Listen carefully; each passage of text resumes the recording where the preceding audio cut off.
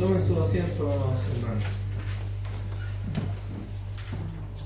Bien, que el Señor bendiga este precioso momento en la presencia del Señor, en estas alabanzas. Y vamos a pasar a lo que hemos venido el día de hoy, a la palabra del Señor. El jueves pasado estuvimos hablando, como dando inicio a lo que era el discipulado. Estuvimos hablando algunos temas que del tema del discipulado que hablamos, se abrieron varias aristas, varias cosas que con el tiempo vamos a ir estudiando en profundidad. ¿Quién recuerda algo que le haya de alguna forma gustado, que le haya marcado en lo que se compartió el jueves pasado? ¿Alguien me puede decir o no? Algo que le haya gustado de lo que se compartió el jueves pasado.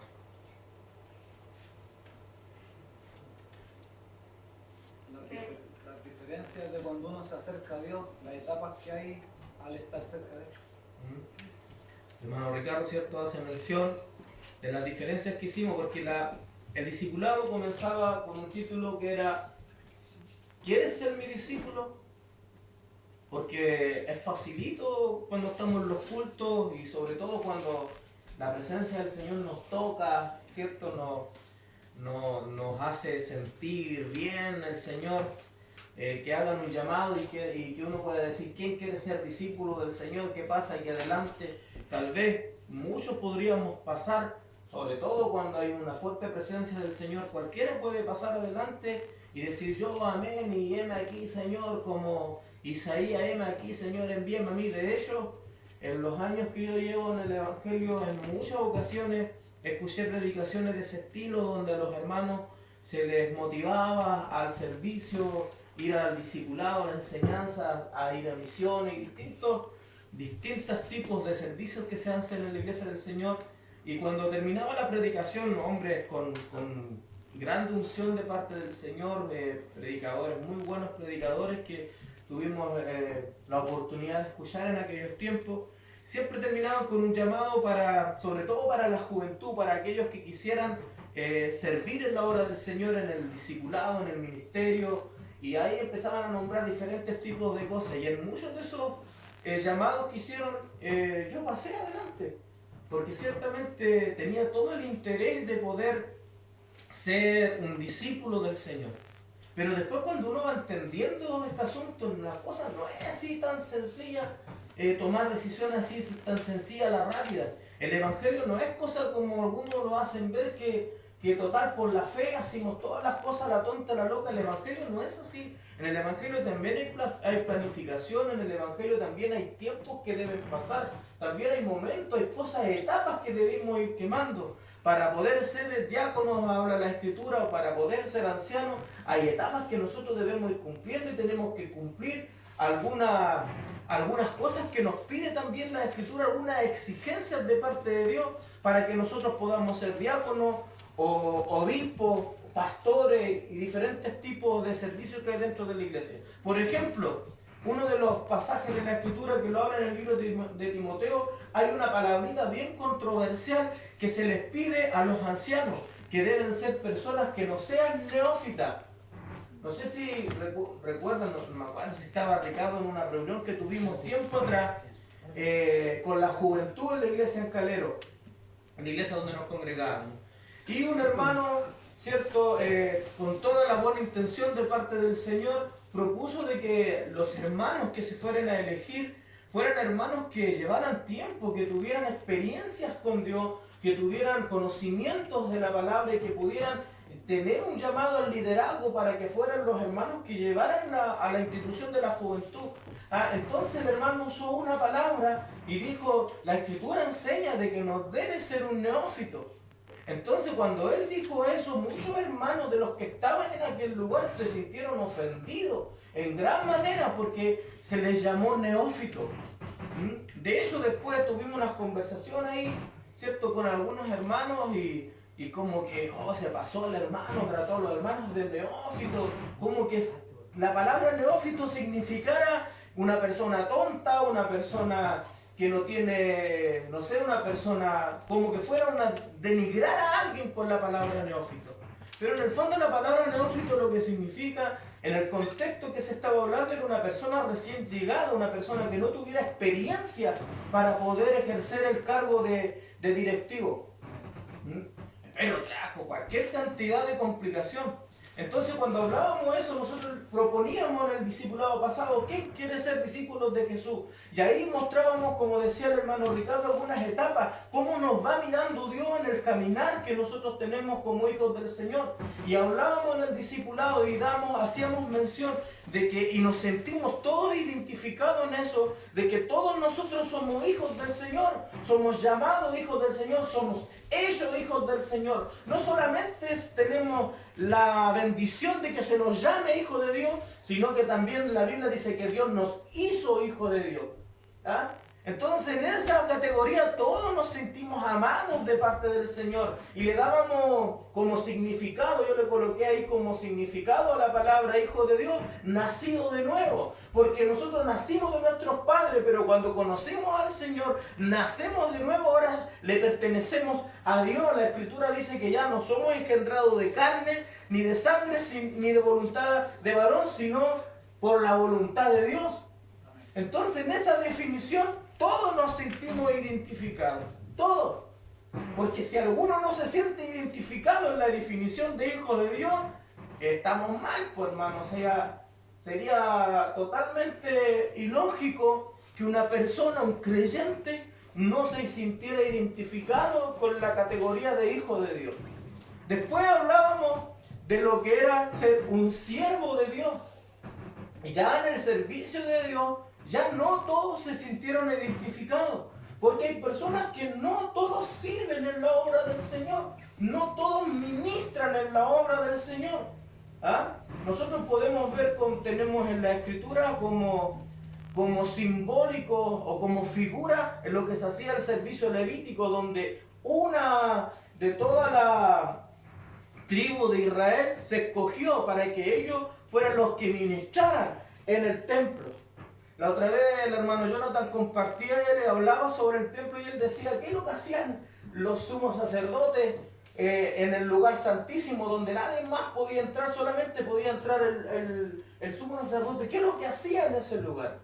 Y en ese lugar había muchas cosas que hacer, pues de hecho había que preparar el lugar santísimo, ya que en los tiempos de Moisés era un tabernáculo que se tenía que transportar, entonces se tenía que armar todos los días, se tenía que limpiar porque se hacía sacrificio y se rociaba ahí una vez al año. Y cuando se hacían los sacrificios en el día de Yom Kippur, la historia cuenta, si ustedes busquen ahí en Google, busquen lo que ocurría en el día de Yom Kippur, eran miles de animales que morían, miles de animales, eran ríos de sangre. Los sacerdotes andaban en ríos de sangre cuando mataban los animales en sacrificios a Dios. Entonces, ¿qué le tocaba al sumo sacerdote? Limpiar, ordenar, ministrar, era eso. ¿Ah? Hay un pasaje en la Escritura donde el sacerdote Elí le traspasa de alguna forma el sacerdocio a Samuel, y dice que Samuel todavía él era un pequeño y Dios le habló, y él dice en la Escritura que él estaba ministrando en el templo. Y siempre yo escuché a los predicadores decir de que en ese tiempo, dice la Escritura, que escaseaba la palabra. Pero Samuel ya ministraba la palabra, y eso no es así. Samuel en aquel tiempo no ministraba la palabra. Lo que hacía Samuel era ministrar en el templo. ¿Qué significaba eso? Servir en el templo. Limpiar, ordenar, hacer cosas en la casa del Señor. Entonces cuando hablamos de servicio, no todos se sienten identificados ahí, porque hay ovejitas en el campo. ¿Ah? No todas las personas, no todos los hijos de Dios van a llegar a ser siervos. Algunos van a ser siempre servidos. La realidad es esa. Entonces no todos se sintieron como servidores, pero todos queremos servir. Entonces para eso es el discipulado, para poder nosotros esforzarnos y poder ofrecer servicio dentro de la obra del Señor. Después hablábamos ¿de qué otra cosa hablábamos? De el amigo, el discípulo, el hijo, el siervo, el amigo. Y en el amigo, ¿cierto? A mí me daba como un poquito de pena decir, yo soy amigo de Dios, porque se puede ver como muy agrandado en el asunto. Porque fue Cristo el que le dijo, ¿cierto? A los discípulos, vosotros sois mis amigos. ¿Ah? Y le dice, ¿por qué? Porque hacéis lo que yo os mando. Y hoy le mostraba yo que la amistad de que se conoce en el mundo no es la misma amistad que mira Dios con nosotros. Para nosotros, de hecho, para Dios, la amistad es condicional. Ser amigo de Dios es condicional. ¿Cuál es la condición? Hacer lo que Él te pide. Cumplir. ¿Por qué? Dice la Escritura. Porque Él le daba a conocer todas las cosas. Amigo. Entonces ahí, en su mente, en su conciencia, cada uno dirá, soy amigo. Yo creo que todos, de alguna forma, los que estamos acá, somos amigos del Señor. ¿Sabe por qué? Porque los que estamos acá, todos estamos aprendiendo del Señor. Todos hemos llegado aquí con ese interés de aprender de la palabra, de aprender de lo que dice Dios en el discipulado. Entonces, si usted está aquí para ser discipulado, es porque usted, en el fondo, sin que usted lo esté pidiendo, está siendo amigo de Dios, porque Dios le está diciendo lo que tiene que hacer. Y después hablamos del discípulo. Y ahí hablábamos lo que había que hacer discípulo. Teníamos que dejar padre y madre, aborrecer, dice la Escritura, padre, madre, hijo, hija. ¿Quién quiere aborrecer a sus padres? ¿Quién quiere aborrecer a su madre? Y pareciera contradictorio con el mandamiento con promesa que hay cuando dice de que a los padres debemos honrarlos, y ahora aparece Jesús y dice aborrecer a vuestros padres. Entonces entendíamos que el contexto no es que tú le odies a tu padre y no le tomes en cuenta, que no lo honres. El contexto está que todo lo que aprendiste de él, toda la doctrina, toda la enseñanza, todo lo que tú puedes tener de conocimiento para ser discípulo, debes dejarlo de lado y empezar a abrir tu mente, tu corazón para recibir la enseñanza del maestro. Por ejemplo, tú si te discipulas acá, tú no puedes condicionar, venir con tu corazón condicionado, porque si tú vienes con tu corazón condicionado, entonces no vas a recibir la palabra de una manera con libertad, libre. ¿Por qué? Porque vienes con la mente y tu corazón condicionado en algunos puntos. Entonces, para dejarse discipular, tú tienes que tener la mente abierta, tu corazón abierto, dejar tus expectativas de lado, dejar tus doctrinas de lado y ponerle oído al discipulado. Porque entendemos que la fe es por el oír. Entonces, todo lo que oyes acá, la doctrina que se enseña acá, es como tú como cristiano te vas a conducir en la vida. ¿Ah? Todo lo que vas a creer va a ser por lo que tú vas a escuchar y aprender en un discipulado. Por eso que no toda la iglesia se hace discipulado. Porque la persona que hace el discipulado, la persona que está como maestro enseñando la palabra del Señor, tiene que ser una persona que los que están ahí estén, que quieran seguir a esa persona. No es fácil, por hermano. De repente todos pueden decir lo que pasa con el pastorado, por ejemplo. Yo lo haría mejor que el pastor. Y a lo mejor es verdad, a lo mejor tú puedes tener muchas mejores ideas, puedes desenvolverte mejor que el pastor. Pero que te sigan los hermanos, ahí está la cosa. Que te sigan los hermanos. Yo conozco hermanos que son muy buenos. Tú los escuchas predicar, hablar, predicadores excelentes, pero la gente no los sigue. Entonces, para ser un discipulado, el hombre que está al frente discipulando tiene que tener personas que estén dispuestos a seguirlo. Y esas personas que estén dispuestos a seguirlo tienen que venir con la mente abierta, tienen que venir con el corazón abierto para poder recibir la doctrina.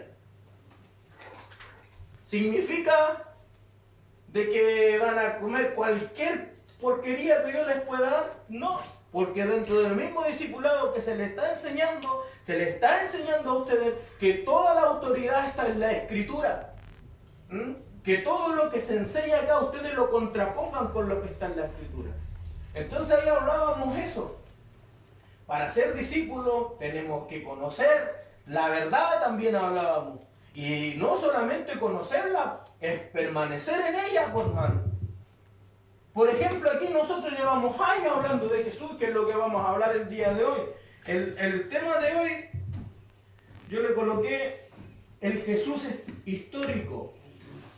El Jesús histórico le coloqué yo como nombre. Nosotros llevamos mucho tiempo hablando de Jesús en la iglesia. Mucho tiempo. Hemos hablado de la doctrina de la salvación en mucho tiempo. Por ejemplo, yo creo que, y lo he dicho montones de veces, creo que uno de los temas más amplios que hemos tocado más de un año, y lo hemos tocado en profundidad, versículo por versículo, fue cuando hicimos el estudio del libro de los Romanos. Y en ese estudio del libro de los Romanos hablamos de la salvación en profundidad, lo que era la justificación, la santificación, la glorificación, y hablamos todos esos temas durante más de un año. Gracias a Dios, durante más de ese año hubo una muy buena concurrencia a esos estudios, a ese discipulado. Y estuvimos hablando. Lo importante de haber estado un año, más de un año hablando, el tema es que ustedes hayan salido convencidos de eso y vivan bajo esa enseñanza que se dio. Porque si hablamos de la doctrina de la gracia por un montón de tiempo, no podía estar ahora viviendo como que fuera salvo por la obra, por mano. Y dimos vuelta en eso mucho tiempo enseñando la doctrina de la gracia para que la gente no se confundiera, porque una cosa es vivir en la gracia y otra cosa es el libertinaje. La Escritura dice que nosotros no podemos convertir la gracia en libertinaje. Y tuvimos más de un año hablando del tema, pero distinto es cuando nosotros estuvimos más de un año en discipulado con respecto a la salvación, y resulta que yo sigo predicando sobre la salvación que se gana por las obras. Si es así, entonces yo no soy tu maestro, no soy tu pastor. Si tú no sigues la doctrina, es porque no estás en el lugar correcto. Y lo que te estoy diciendo puede ser poco beneficioso para mí como pastor, por hermano. Porque yo como pastor quisiera tener la iglesia llena y hacer una iglesia más grande y tenerla con más gente todavía. Porque no soy tan así como algunos tan humildes de decir, no hermano, los que están nomás no quiero más, yo no soy así. Yo quisiera tener una iglesia grande y creo que todo pastor en su corazón le gustaría tener una linda iglesia con muchos hermanos. A todos. Si hay algún pastor, y lo he escuchado montones, y dice, no, yo quiero una chiquitita porque en la chiquitita habita la presencia de Dios nomás. Lo dice de la boca para afuera nomás. Todos lo queremos. Pero aunque parezca contraproducente, si tú no sigues las doctrinas que se enseñan en la iglesia, entonces estás mal ubicado. Sobre todo los que predicamos, los que enseñamos la Escritura. Entonces nosotros veníamos diciendo por años cuando lo hemos discipulado, oiga, y si ustedes sacan cuenta, los hermanos que llevamos más tiempo acá, llevamos 11 años. 11 años ya, por hermano. Imagínense, 11 años. Entonces, en los 11 años hemos dicho lo mismo, hemos dicho que esta instancia de discipulado es el momento donde los hermanos pueden venir con sus controversias y poder decir, pastor, yo no estoy de acuerdo con esta posición. ¿Por qué no estoy de acuerdo con esto, pastor? Porque la Biblia dice esto. Y si la Biblia dice esto y tú lo muestras y Dios te lo muestra y lo muestras en la iglesia, tendré que como pastor tener la humildad suficiente de poder decir, está bien, yo estoy equivocado. ¿Cierto? Porque hemos ya dicho montones de veces una cosa, que yo pueda estar equivocado en una doctrina, y otra cosa es que yo sea un falso maestro, por hermano. Ya pasé por eso, ya por el concilio ya se me acusó una vez ya de falso maestro. Estuve con los ancianos, con el obispo, por el tema del falso maestro. Una cosa es que yo me pueda equivocar en una doctrina, y si me equivoco, tengo que tener la suficiente humildad de poder decir, estoy equivocado, me equivoqué. Y de hecho, muchas cosas de las que he enseñado durante estos 11 años, me he dado cuenta de que no estaban completas y he tenido que ir aumentando el conocimiento, he tenido que ir cambiando en algunas posturas, en muchas cosas de ello. Porque la luz del Señor es progresiva, pues, hermano, ¿o no? ¿Qué me dicen ustedes? Sí. ¿Te imaginas, te viene la luz, un rayo de luz, pum, el conocimiento así, los volvemos locos, pues, fue lo que le pasó a Adán y a Eva, pues, hermano, que se le entró el conocimiento y después Dios mismo, ¿y quién te dijo a ti que estabas desnudo y no supo hacer con el conocimiento? Entonces, la luz de Dios es progresiva y eso nos mantiene a nosotros en intimidad, nos mantiene en comunión con Él. ¿Por qué? Porque mientras tú estás acercándote a Él, tú ves que tú recibes de Él. Y nosotros somos seres humanos, nosotros no somos Dios. Dios no necesita de nadie, pero nosotros necesitamos de Él. Entonces Dios con su actuar con nosotros, Él fabrica, hace de que nosotros lo necesitemos a Él. Y nos da su luz. Entonces, hermanos, estas son las instancias. Y yo los invito a ustedes, cuando tengan algunas dudas, independiente del tema que sea, ocupen este momento de discipulado para decir, pastor, mire, yo tengo esta duda. Si lo sé en el momento, le daré explicación. Si no lo sé, buscaré información y la traeré. Y como empezamos los discipulados de nuevo, ¿cierto? Es como una nueva etapa. La pandemia del COVID-19 como que forjó una nueva etapa aquí en la iglesia. Empezamos de nuevo con los discipulados. Y como empezamos de nuevo con los discipulados, empezamos con las cosas más básicas, pues, hermano. Y a lo mejor para nosotros puede ser básico, para otras personas a veces no son muy básicas, pero empezamos con las cosas básicas. Entonces yo decía, si los hermanos que están aquí están dispuestos a ser discípulos de Jesús, me dijeron, amén, yo quiero ser discípulo de Jesús, entonces conozcámoslo un poquito. Pero yo quiero hablar del Jesús histórico. No quiero hablar del Jesús que te salvó.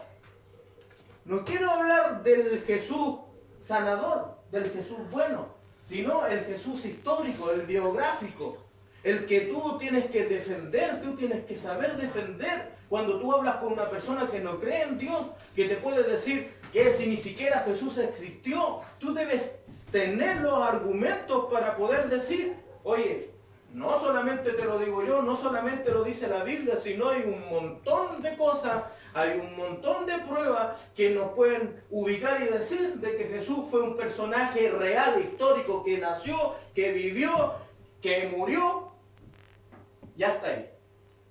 Eso es histórico. De hecho, la línea del tiempo Claro. es más que adelante. Hay muchas cosas. Entonces los historiadores de ellos, los historiadores más grandes, los más reconocidos que hay, la gran mayoría no niegan al Jesús histórico. No lo niegan. No niegan que Jesús haya nacido. De hecho, hay una gran unión, están casi todos de acuerdo en que Jesús tuvo un bautismo y que tuvo una muerte por la cruz. Casi todos están de acuerdo con eso, los que estudian la historia. Están de acuerdo que Jesús es un personaje histórico, que existió, que fue real, que fue bautizado. Lo tienen como un argumento ya que están de acuerdo y que murió en una cruz. Pero lógicamente que no están de acuerdo de que haya resucitado, pues, hermano. No están de acuerdo de que haya hecho muchas de las cosas que nosotros tenemos por las Escrituras. ¿Por qué? Porque la Escritura, aunque en muchas cosas son racionales, también hay otras cosas que se creen por la fe, pues, hermano.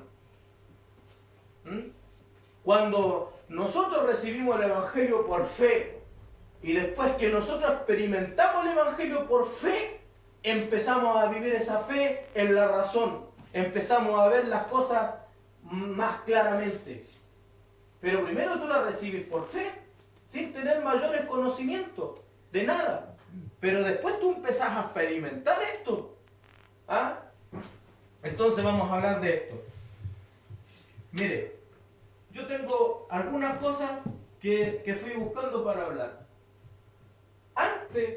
Anteriormente al siglo XIX, entre el siglo XIX y en lo que estamos ahora, no se hablaban estos temas. Porque como Jesús es Dios, entonces nadie se metía en estos temas. Nadie se metía a estudiar quién era Dios en su personalidad, en su carácter. Nadie buscaba este tipo de cosas.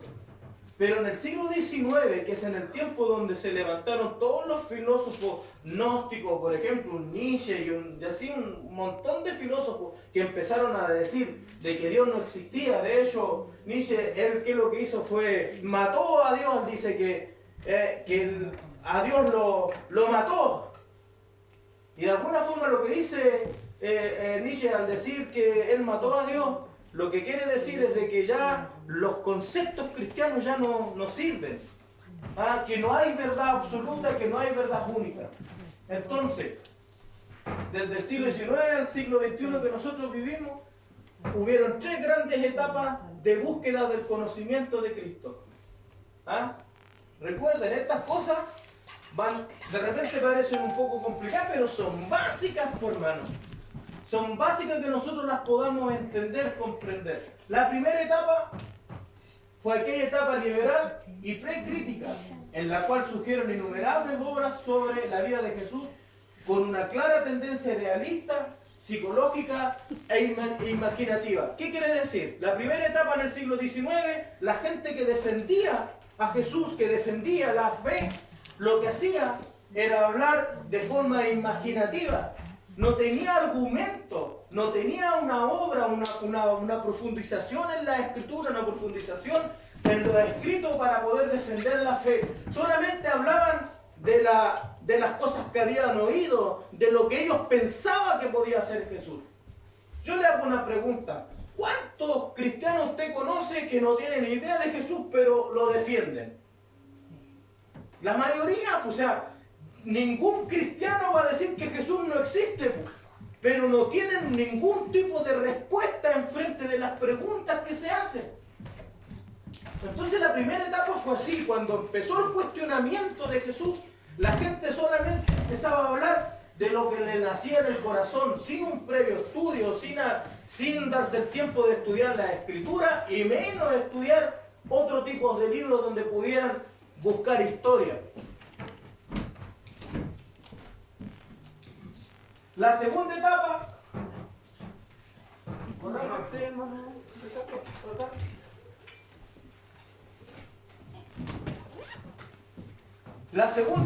fue todo distinto. La primera etapa, como les digo, la gente cree en Jesús y la defendía como diciendo, no, que Jesús es real. ¿Por qué? Porque yo lo siento en mi corazón. Nosotros tenemos hasta una canción aquí. Bueno, toda la iglesia la canta. Yo sé que mi Dios es real. ¿Por qué? Porque lo siento en mi corazón. ¿Dile eso a un ateo? Entonces no son argumentos para nosotros poder defender la fe. Entonces, en la segunda etapa fue al contrario. Mire, ¿por qué fue al contrario? Por el contrario, fue ultra crítica y negó toda posibilidad de reconstruir el Jesús histórico. La segunda etapa, ¿qué pasó? Como los otros argumentos de la primera etapa eran absurdos, la segunda etapa dijeron, no se puede decir que Jesús fue un personaje histórico. Se negaron a esa posibilidad. Típico de esta etapa fue Rudolf Bultmann. Ahí lo pueden buscar ustedes. Ese fue un teólogo alemán y protestante. Estoy hablando de un teólogo que creía en nuestra fe.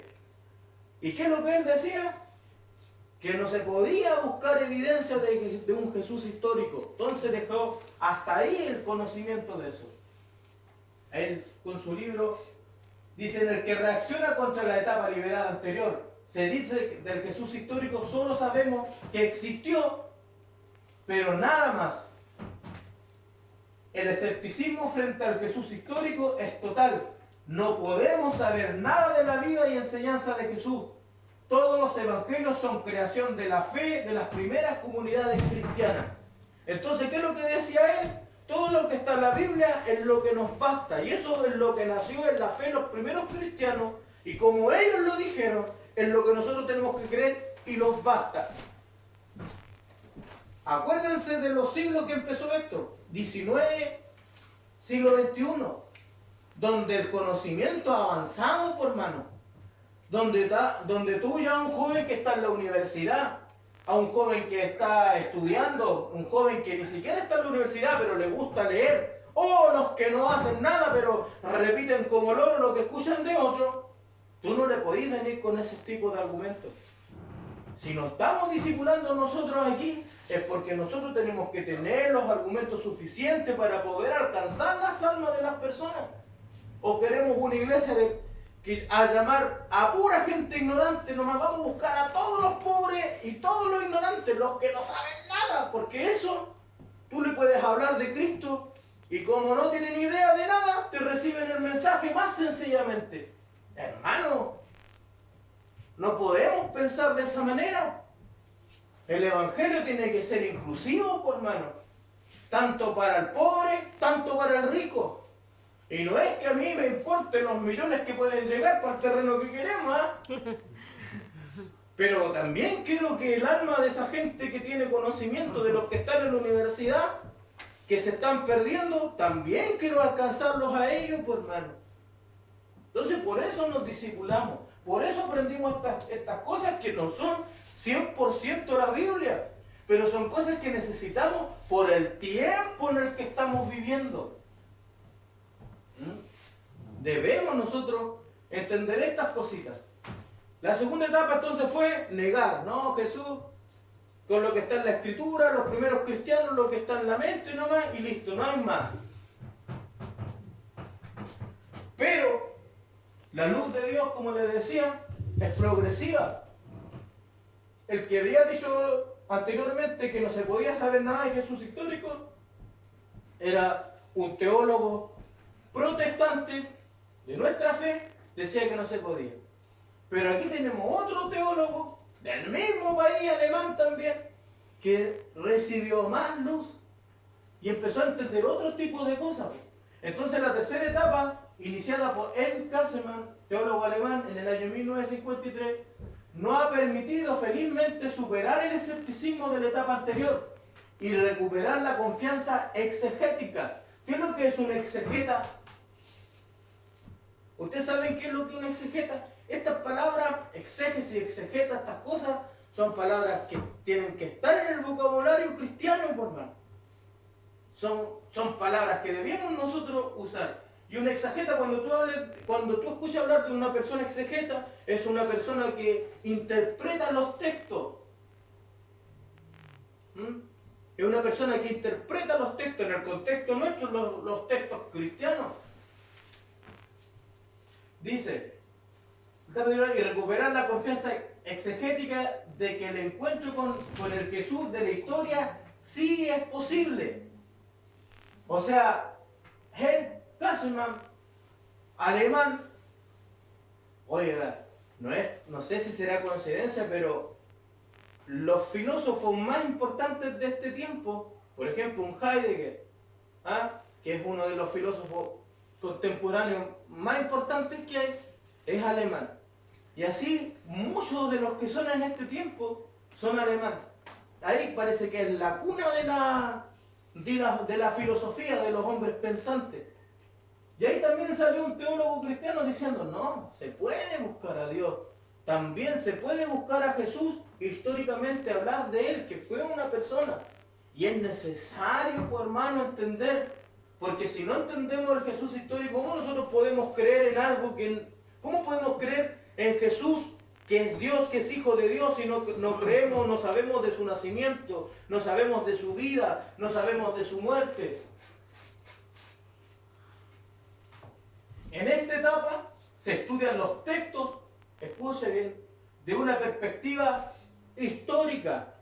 Entonces, ¿qué es lo que hizo Ernst Käsemann? Lo que nosotros tenemos que hacer. Estos textos que nosotros tenemos en la Escritura, los 4 evangelios, por ejemplo, que son los 4 que hablan sobre Jesús, sobre la vida de Jesús, estos 4 evangelios se escribieron más o menos en el año 60 al 90. En el siglo I, desde el año 60 al 90. Muchas personas que dicen, no, Jesús no fue un personaje histórico, es una mentira, es un mito que Jesús haya nacido. ¿Saben el argumento que dicen? Porque si Jesús, en su tiempo cuando Él anduvo, no hay ningún registro, no hay nada de que Jesús, de los hechos de Jesús, en el tiempo que Él anduvo. ¿Cuál es el argumento entonces de los que dicen que Jesús no existe? Que no hay ningún registro de la obra de Jesús en el año 30, por decir, o en el año 29, cuando Él empezó su ministerio. Entonces, hermano, ¿qué quiere decir eso? Ya hago la pregunta. ¿Qué encuentran ustedes de absurdo en decir de que no hay ningún escrito de los hechos de Jesús hay contemporáneo a Él? ¿Qué encuentran de absurdo en eso ustedes? ¿Qué tiene otro? ¿Otra respuesta? Porque acabo de decir que los primeros evangelios se escribieron entre el año 60 al 90 a.C. O sea que todos los registros que nosotros tenemos, que el evangelio más antiguo es el libro de Marcos, del libro de Marcos en adelante el evangelio, entre el año 60 al 90, ninguno fue presente cuando Jesús estuvo viviendo, ninguno fue de esos libros escritos. Entonces el argumento es, ¿por qué no hay escrito de lo que Jesús hizo en el momento que Él lo estaba haciendo? ¿Por qué? A ver, ¿cómo ustedes podrían defender esa postura?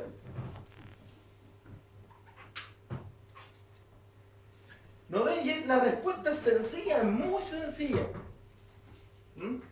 ¿Jesús era alguien especial?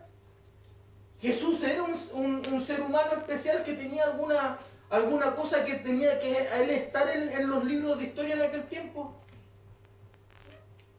No. Jesús era un hijo de un carpintero, por hermano. Que la revelación nos muestra quién era. Pero cuando Él nació, para toda la gente, Jesús era un hijo de un carpintero que vivió en Galilea. Entonces, es como decir, en la iglesia de Gabriela Mistral había un pastor que se llamaba Marcelo Zambrano. Y 50 años más atrás, digan, no tiene que ser verdad. ¿Por qué no? Pues si es verdad, pues. Si es verdad, mira, aquí está en estos registros. Pero estos registros se hicieron hace 10 años atrás nomás. Y sale que en la iglesia de Gabriela fue el pastor Marcelo. Si él hubiera hecho pastor ahí, ¿por qué no hay registros de él cuando fue pastor en su época? ¿Por qué no hay registros míos? A ver. Porque soy un perfecto desconocido, pues, hermano.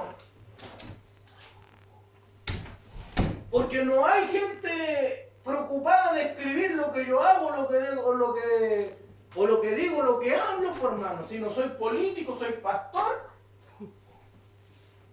Entonces lo mismo en la vida de Jesús.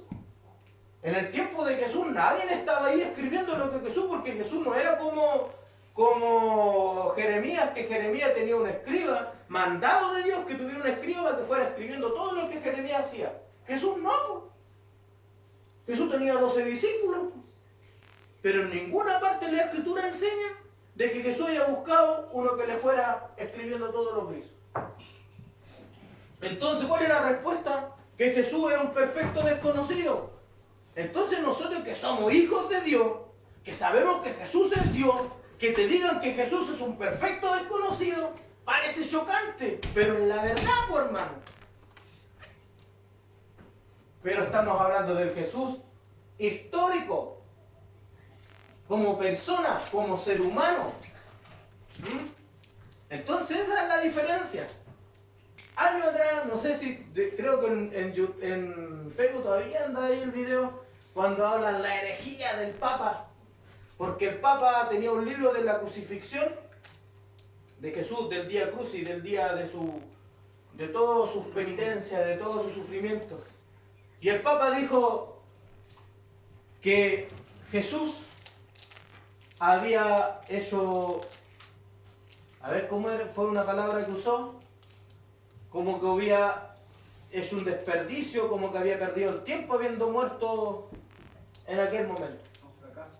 El fracaso de la muerte de Jesús. Entonces los cristianos, ¡ay, no! Es una herejía, y todavía está ahí, pues. Herejía del oeste. ¿Por qué está hablando? Si usted tiene que entender los contextos. Cuando tú entiendes la Escritura, entiendes que Jesús, cuando se levanta de los muertos, vimos que Él fue victorioso de la muerte. Pero si no se hubiera levantado de los muertos, Entonces lo que está hablando el Papa está hablando del día Crucis, que es el día de todo su sufrimiento, y cuando murió. Hasta ahí, un fracaso. El Mesías, hermano, cuando se levanta, es el victorioso. Entonces nosotros los cristianos tenemos que ser capaces de razonar estas cosas, hermano. Por eso es importante lo que le estoy tratando de explicar el día de hoy. Es importante. Y estas informaciones yo las junto, pero están ahí en la escritura, o sea, en Google y donde ustedes busquen. Lo único que hay que hacer es buscar nomás y ustedes meter la idea y empiezan a averiguar cositas. Aparte de los discípulos, después que lo resucitó, fue como que empezaron a creer lo que él había dicho. Lógico, por eso. Porque antes no- Si los discípulos vieron y todo, y de ellos, cuando Jesús les dijo textualmente de que él iba a resucitar un tercer día. Pero cuando Jesús resucitó y las mujeres le dijeron qué pasó con los discípulos, no creyeron. ¿Me entienden? Entonces cuando estamos hablando de Jesús histórico, estamos hablando de una persona común y corriente, que tuvo una vida común, tuvo una vida corriente, que es lo que nosotros lo primero que debemos defender. El problema de la iglesia evangélica, que nosotros siempre predicamos a Jesús, su deidad. ¿Quién nos arrodilla delante de la deidad? Hasta los demonios creen y tiemblan delante de Dios, pues, hermano. ¿Quién nos arrodilla? Si yo me pongo aquí y empiezo a brillar así por todo mi lado y me transfiguro y todo, ¿quién no se va a poner de rodilla ahí y decir, yo creo con mi corazón que Marcelo Zambrano es el Señor? Cualquiera, pues, hermano. Pero que con mi vida sencilla, con lo que yo hago, lo que yo hablo, con mi muerte y mi resurrección, la gente diga, ese hombre que está ahí es el Hijo de Dios, es el Cristo. Me pongo de rodillas, esa es la diferencia. Entonces la mayoría, lo hemos compartido aquí, la mayoría de los evangélicos se han bautizado en las aguas un montón ahí y pierden sus pecados y todas las cosas y se creen discípulos, hijos de Dios y un montón de cosas, pero no tienen ni idea delante de quién se arrodillaron. Porque delante de la deidad todos se postran. Pero delante de Jesús, un humano común y corriente, ¿quién dicen ustedes que soy yo? ¿Qué dice la gente de mí? Preguntó Jesús. La gente decía, algunos dicen que tú eres un profeta, algunos dicen que tú eres Elías, un loco. Y ustedes, discípulos míos, ¿qué creen ustedes que soy? Todos ahí sabían lo que Jesús, creían en Jesús como el Hijo de Dios, pero ninguno se atrevía a hablar, porque era un hombre el que estaba al frente. Y sale el disparado Pedro y dice, tú eres el Hijo del Dios viviente. Cuando estaban en la barca, también y Jesús hizo calmar el agua, el viento, calmó el mar. Y los discípulos decían, ¿quién es este que aún el viento y el mar lo obedecen? O sea, Había una concepción de que el que tenía en el frente era un hombre. Entonces por eso nosotros no debemos ser tan así, tan vidrio así que que Jesús era un hombre, Jesús tuvo hambre, fue tentado. Hay películas de Jesús que fue la tentación de Jesús. Oiga, la Biblia del libro de Hebreos dice que Jesús fue tentado en todo, y como él fue tentado en todo, dice que él es capaz de ayudarnos a todos, ¿cierto?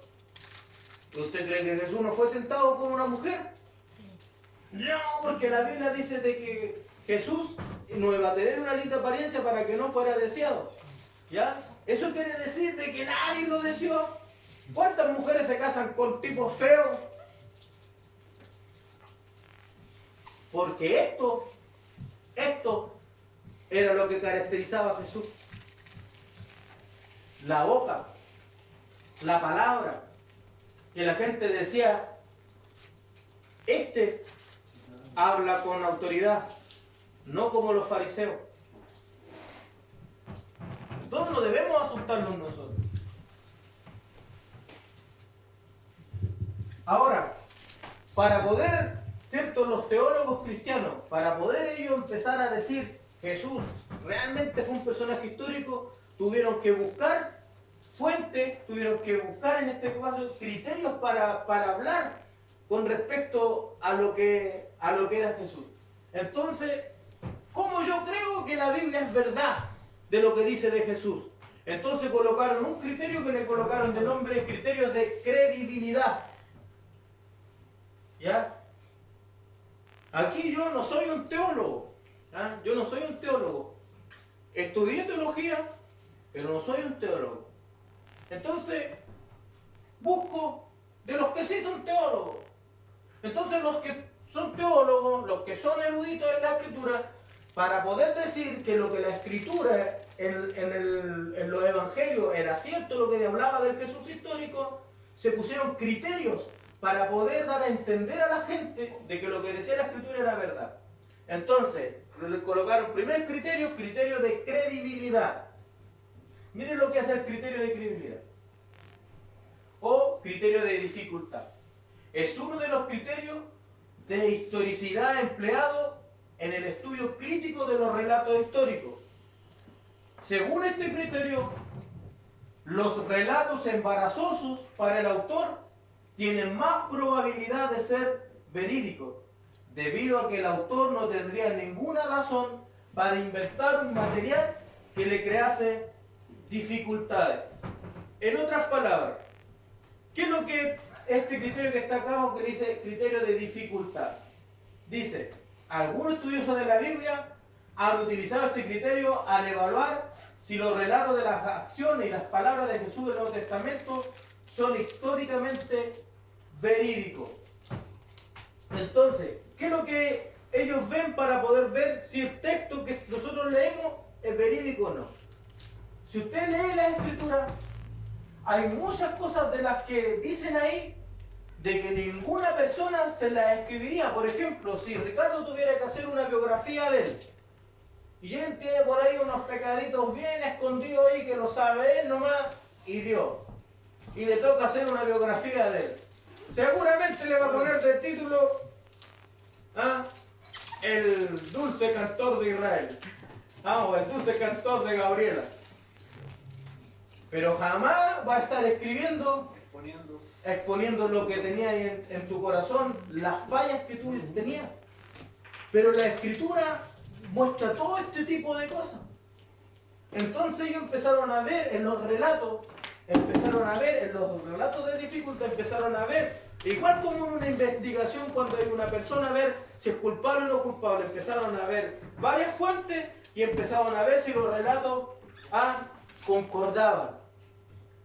Y empezaron a ver, ya dijeron, sí. Entonces ellos muestran de esta forma que los evangelios nos está hablando de un personaje que fue real.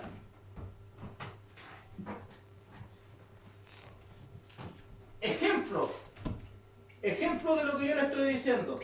El pasaje de Jesús y la mujer sorprendida en adulterio. Por ejemplo, ¿qué pasa ahí? Jesús en ese momento, Él está diciendo todas las cosas que son contrarias a lo que se seguía en aquellos tiempos. ¿Qué es lo que tenía que hacer Jesús con la mujer adúltera? Era agarrar la piedra y apedrearla, porque Él dijo que si alguien no tiene pecado, que lance la primera piedra. Él lo dijo, Él podía haberlo hecho, y la ley lo mandaba así. Entonces Él se fue en contra, por eso el criterio de dificultad. Se fue en contra de eso y se escribió en la Escritura lo que Él dijo, a pesar de que era contrario a lo que se vivía socialmente en aquel tiempo. Otro, el bautismo de Jesús por Juan. ¿Por qué? ¿Por qué es dificultoso este? A ver, el bautismo de Juan hacia Jesús, ¿por qué es dificultoso eso? ¿Por qué uno puede ver que hay un criterio de dificultad en eso? ¿Quién me puede dar respuesta? Si más o menos para que entienda lo que estamos hablando. ¿Quién me puede dar respuesta? Era para los pecadores, para los que tenían las aguas por el tema de los pecados. Exactamente. Jesús se supone que no era pecador, pero se bautizó. Y más encima, el mayor bautizaba al menor. En este caso, al Juan el Bautista bautizar a Jesús, quiere decir que Jesús se dio por debajo de él. De hecho, Juan el Bautista se lo dice, Señor, yo no soy digno de te van a hoyar tus zapatos. ¿Cierto? Pero la Biblia lo muestra. Entonces, por eso le ven autenticidad en el libro. Porque el libro muestra estas cosas y no lo ven como una fantasía, como era la primera etapa, donde se defendía así con la fantasía de la gente. No, ahora con evidencia tú puedes mostrar que la escritura, si dicen, tú puedes usar el criterio. A ver, dime que Jesús no es realidad. Mira, yo te voy a mostrar. Hay un criterio para poder entender si la Biblia, lo que dice la Biblia es verdad o no. ¿Cuál es el criterio de dificultad? ¿Cuál es el criterio de dificultad? Esto. Busca cualquier texto donde la gente se invente algo y que se ponga todas sus debilidades de las cosas que hizo mal. Nadie por mal. Pero la Biblia tiene esa capacidad. Lo otro que yo me olvidaba decirle delante. Los evangelios se escribieron entre el año 60 y el año 90, después de la muerte de Jesús. Pasaron para el primer libro aproximado unos 15, 20 años, ya para que se hablara de Jesús en un libro escrito, algo escrito de Jesús, como 20 años. Entonces dicen algunos, pero ¿cómo? No tenían ahí cuando Jesús ya. Primera respuesta es que Jesús era una persona normal nomás, pues no tenían por qué estar siguiéndolo a él y escribiendo lo que hacía. Segundo, según los historiadores, los que estudian, los que hacen los libros de historia, los que han estudiado los personajes antiguos, ellos, no hay ningún personaje histórico, por ejemplo, Napoleón, por ejemplo, otro personaje histórico antiguo, Julio César, por ejemplo. Ninguno de esos personajes encontraron algún escrito que fuera contemporáneo a él, y todos los escritos de Julio César, por ejemplo, son como 200 años después se escribió de Julio César. ¿Y quién cuestiona de que Julio César fue un personaje histórico? ¿Usted ha escuchado a alguien negar de que Julio César no existió? Para los que no saben, Julio César fue, digamos, entre comillas, prácticamente el primer emperador romano. ¿Escuchamos a alguien que diga que Julio César no existió? Todos lo damos por hecho y vemos hasta películas de Julio César cuando se enamora de Cleopatra en Egipto. Y el primer escrito que habla de Julio César fue 200 años después de que él había muerto. Pero de Jesús, ¿cómo no hay escritos de él de cuando él vivía? Y el primer escrito de Jesús fue 20 años después, por más. Entonces es una falta de rigurosidad cuando hablan de los temas. Entonces la gente busca argumentos falaces para poder hablar en contra del cristianismo. Ese es importante, ese dato. Entonces tenemos el bautismo de Jesús, por ejemplo, tenemos la negación de Pedro. Pedro, por mano, uno de los, digamos, de los pilares fundamentales de la iglesia, muestra cuando lo negó a Jesús. Entonces esas cosas hacen entender a los historiadores que no, lo que dice aquí este texto es real. Porque el cuestionamiento de los evangelios no es que no hayan existido. El cuestionamiento de los evangelios es si lo que dice es verdad o es mentira. Ya no se cuestiona de que los libros estén. Se cuestiona si son reales o son mentiras. La tradición de Judas y muchos otros que la tradición oral y escrita no puede suprimir únicamente porque pertenecen al Jesús de la historia. Otro criterio para ver los textos es criterio de discontinuidad o originalidad. Brevemente, los sellos o dichos de Jesús que se hallan en los evangelios comportan una discontinuidad respecto del pensamiento y el ambiente religioso del judaísmo de su tiempo. O sea, que son muy originales o revolucionarios, entre comillas, han de tenerse por históricos. ¿Qué es lo que quiere decir esto? Criterio de discontinuidad o originalidad. Que las enseñanzas de Jesús eran discordantes con las enseñanzas que tenían los fariseos en aquellos tiempos. Ojo con este tema, ojo.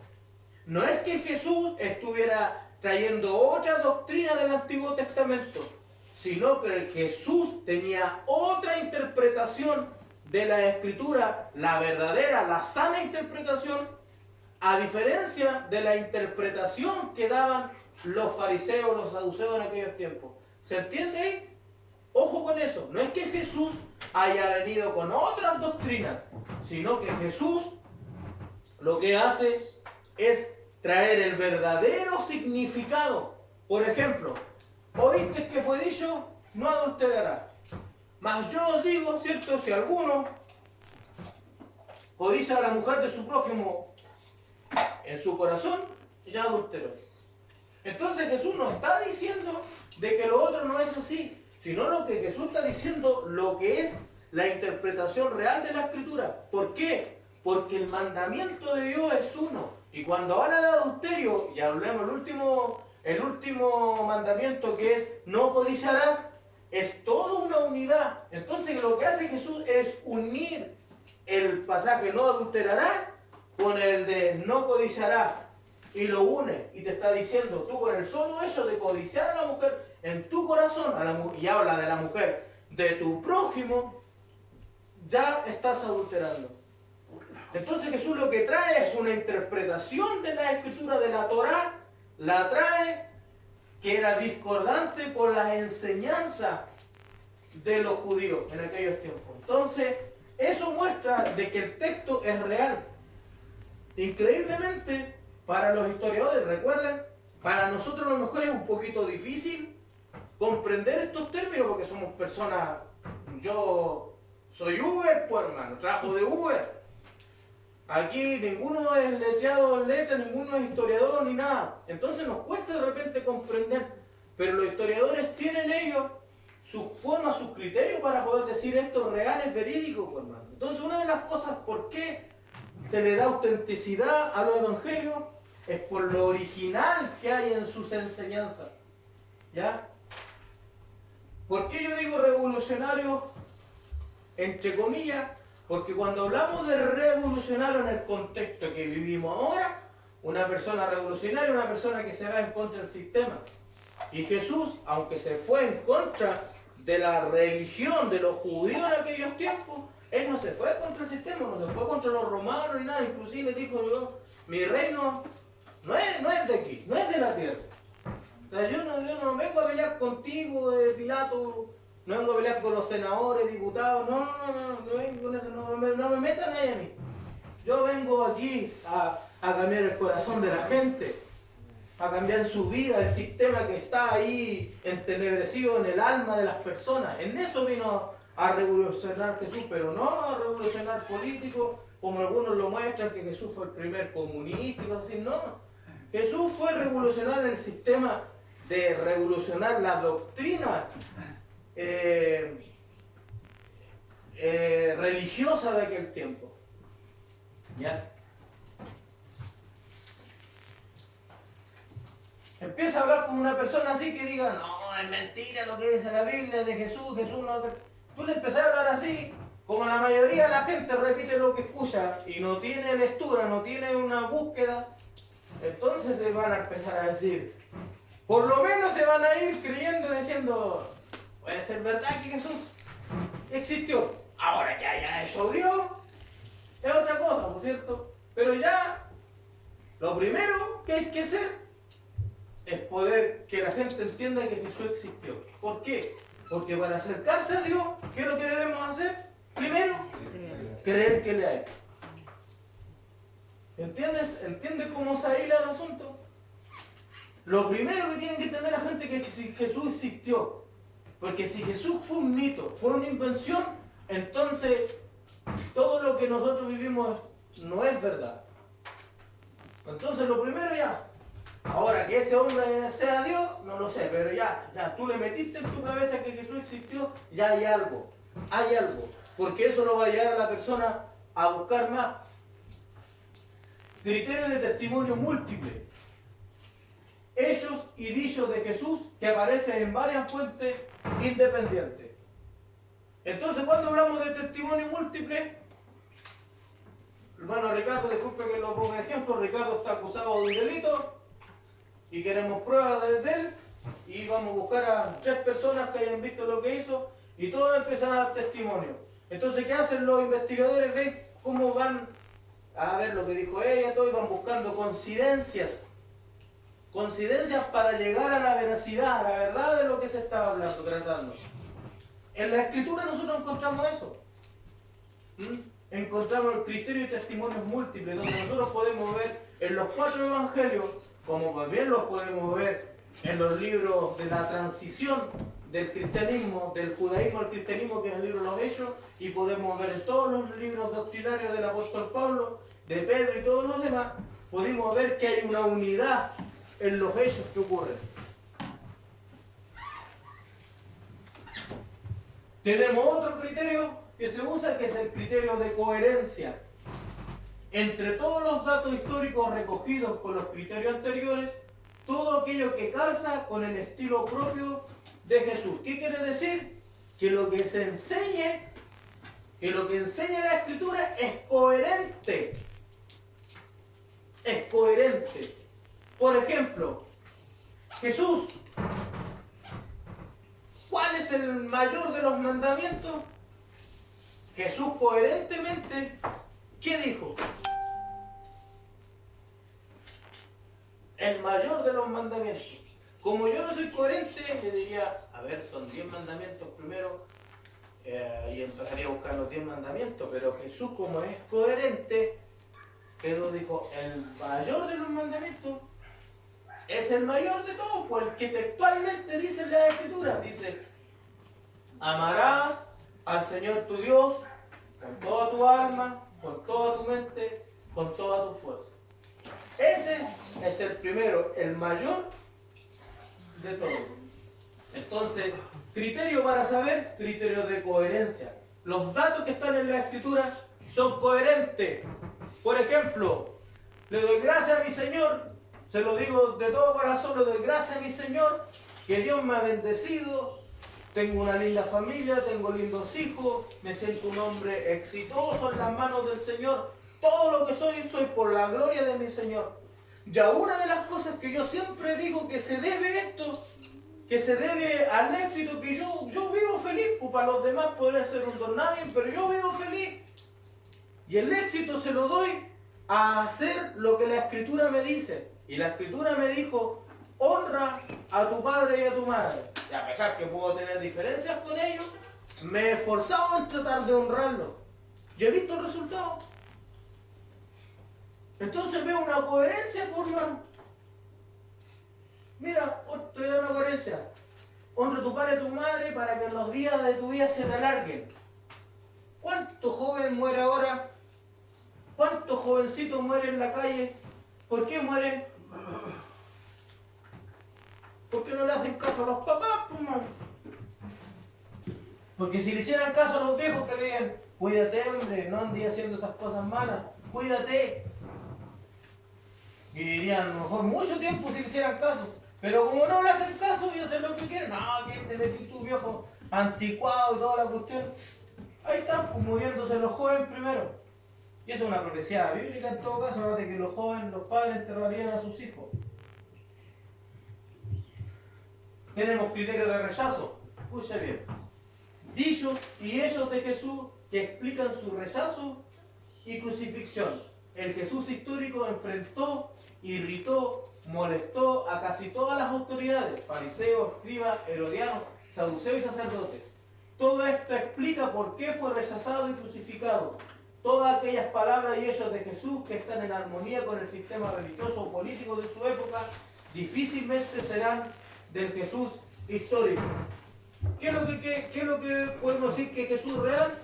Porque Jesús fue un personaje que si lo mataron con la peor de las muertes, que era la crucifixión, fue porque él lo buscaba, por hermano. Con su forma de ser, él estaba exponiendo que lo mataran.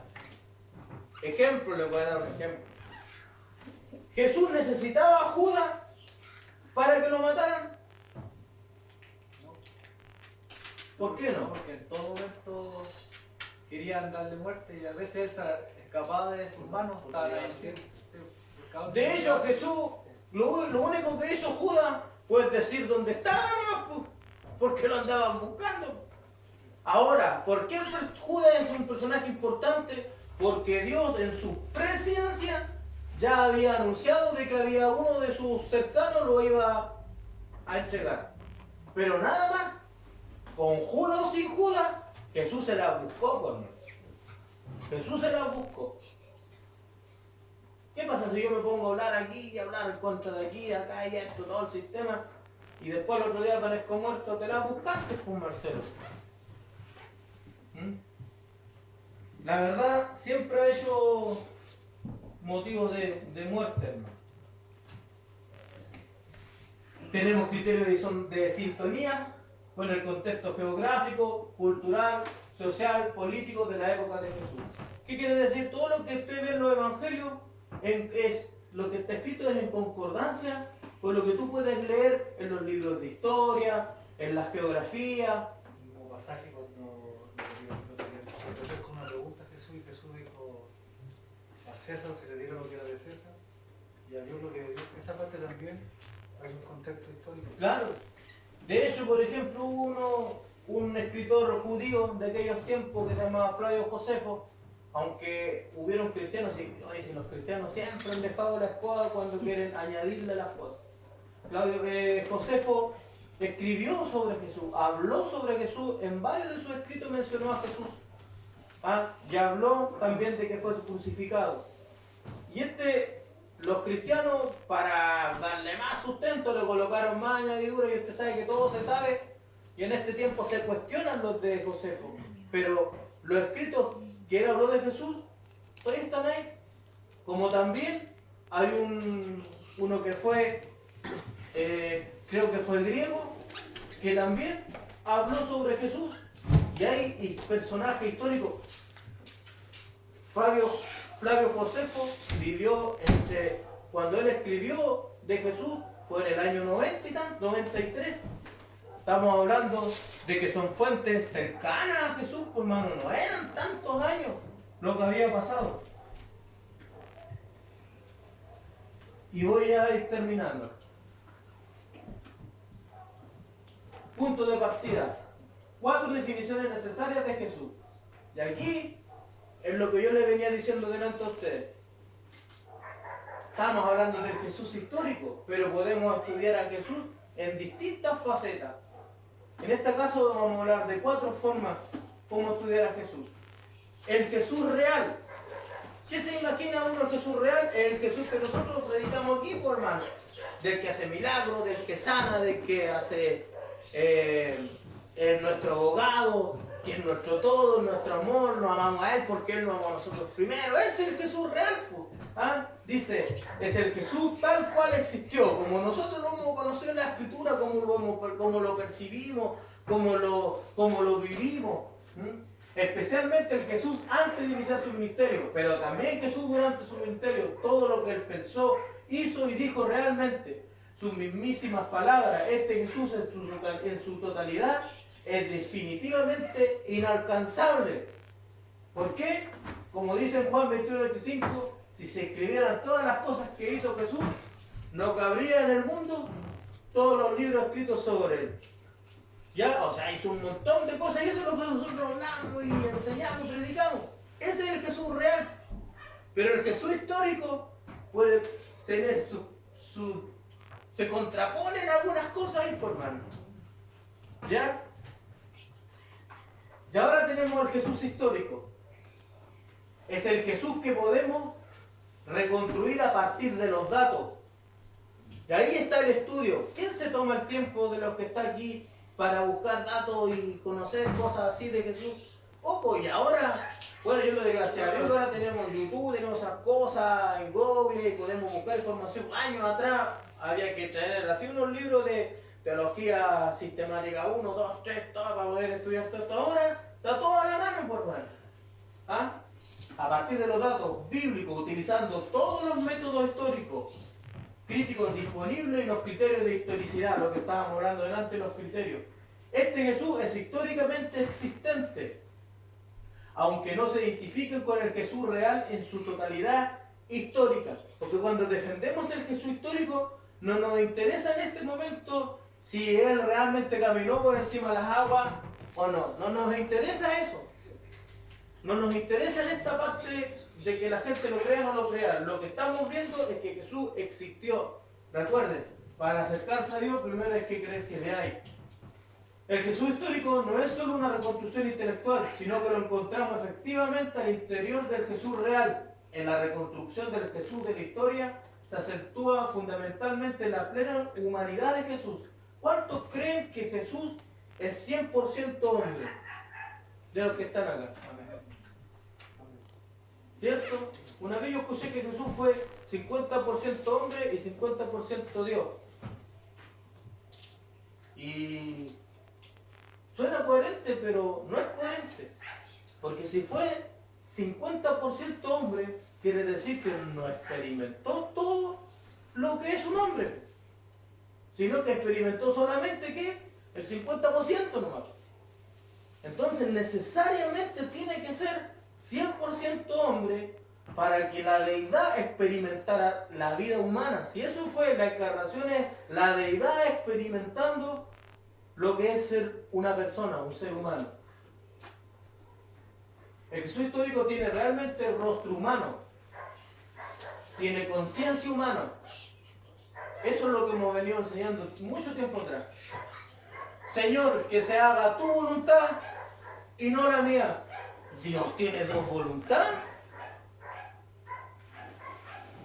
El Espíritu Santo da los dones como Él quiere. Tiene tres voluntades. Tiene una voluntad el Padre, tiene una voluntad el Hijo y tiene una voluntad el Espíritu Santo. Entonces, ¿cómo explicamos eso? Que Jesús, al humanizarse, al ser 100% humano, Dios, ¿cómo lo hizo? Dio la capacidad de darle un alma también de ser humano. El Espíritu lo metió en la guatita de María y nació un ser humano con un alma. Esa alma en la que Cristo sujetó al Padre. Dice, el Jesús histórico tiene realmente rostro humano, tiene conciencia humana, tiene corazón y sentimientos humanos. ¿Tiene sentimientos humanos Jesús? ¿Cuándo lo demostró? Una vez que haya demostrado Jesús los sentimientos humanos. Cuando lloró por Ya, Lázaro. ¿cierto? Lloró por Lázaro. Uno de los sentimientos humanos que cuando golpeó las mesas. Sí, ¿Cierto? cuando se enojó, sí. Ya. Y después, ese mismo que golpeó las mesas dijo, aprended de mí que soy manso y humilde. Porque los seres humanos somos así. Que tú tengas emociones, en algún momento actúes de una manera, no te cambia quién eres tú. No te cambia quién eres tú. El Moisés fue el hombre más manso de la tierra. Y vea la vida que tuvo. ¿Por qué? Porque los contextos lo llevaban a actuar conforme al contexto que estaban, pues, hermano. Si yo soy aquí una persona débil, pacifista y todo, busco el amor de Dios y todo, paz para todo el mundo y todo el asunto, y resulta que llego a mi casa y a mi hija la están violando ahí, a mi esposa, ¿qué tengo que hacer? ¿Ah? Me pongo a los pies del violador y digo, Señor Jesús, entra en el corazón de este violador, no importa que viola a mi hija, pero que perdónalo, Señor. ¿Qué es lo que hago? No tengo espada, estoy entrenado con la espada, pero con mi mismo hermano posiblemente lo mato, por hermano. ¿Por qué? Porque el contexto, por hermano, el contexto es como actúa uno. Y seguramente lo mato y después que lo estoy matando le digo, te perdono, muere en paz. ¿Sí, entonces, de corazón, sentimiento humano, hablamos históricamente de la fe de Jesús. Ya hablamos de la fe de Jesús, históricamente lo que él creía como persona. Además se habla de preferencia del movimiento de Jesús, porque Jesús no es solo él, sino él con sus discípulos y discípulas. Ahí se colocó inclusivo el escribió, ¿no? En la afirmación del Jesús histórico se combate no tanto contra la herejía que niega la divinidad de Jesús, sino contra la herejía dominante en toda la iglesia actual que niega su humanidad. Dato importante, esta iglesia de Gabriela Mistral, chiquitita, con pocos miembros, en esta iglesia defendemos la humanidad de Jesús. No podemos olvidarnos que Jesús fue un hombre. Aquí confesamos con nuestra boca que Jesús, el hombre, es nuestro Señor. Porque vuelvo a repetir, delante de la deidad no tenéis para qué predicarle a nadie, todos se postran. De eso la Escritura dice que toda rodilla un día se va a arrodillar delante de él. Porque va a estar en su plenitud, pues. Pero delante del hombre. Por eso aquí en esta iglesia le damos realza a la humanidad de Jesús. Entonces dice, el problema actual no es el arrianismo, sino el gnosticismo. Los exegetas de la tercera etapa solo reconstruyen el Jesús histórico antes de su muerte y dejan explícitamente de lado toda consideración de fe o teológica de la iglesia posterior a la muerte de Jesús. ¿Qué es lo que quiere decir? Que los exegetas, los que estudian esto, ellos siempre cuando hablan de Jesús histórico lo ponen en el inicio de su nacimiento hasta su muerte, porque en su resurrección imposible que empecé a decir que eso es histórico, por hermano, porque esos son hechos que escapan a la razón humana y son el acto de fe que nosotros tenemos. Por eso en la Escritura es el que confesare con su boca que Jesús es el Señor. Ya, hasta ahí ni un problema. Y que Dios le levantó de entre los muertos, ahí ya estamos hablando de una confesión de peso, por hermano, de alto peso, de lo que estamos haciendo. Ahí hablamos del arrianismo. Más adelante vamos a hablar de lo que es el arrianismo y todo el asunto. Nosotros tenemos un poco de arrianismo. Tenemos el Jesús teológico, ya voy a ir terminando, hermano. Es el Jesús definido básicamente en los 4 primeros concilios. Recuerden, los exegetas, los teólogos son gente estudiosa. Entonces, cuando hablamos de Jesús, estudiando teológicamente, teológico, el estudio del teo, de Dios, ¿ya? ¿Cómo se empieza a definir? Se definió básicamente en los 4 primeros concilios, en el concilio de Nicea, en el año 325, Constantinopla en el 381, Efeso 431 y Calcedonia 451. ¿Qué fueron estos concilios donde se juntaron los cristianos y empezaron a unar doctrina, lo que hacemos nosotros aquí, a decir ya, esto vamos a enseñar, esto no, esto sí, esto no? Esos son los concilios. De hecho, nosotros tenemos un concilio en la Escritura que fue en Roma cuando fue el apóstol Pablo delante de los apóstoles. Estos concilios fueron necesarios para definir el dogma cristológico frente a la fragmentación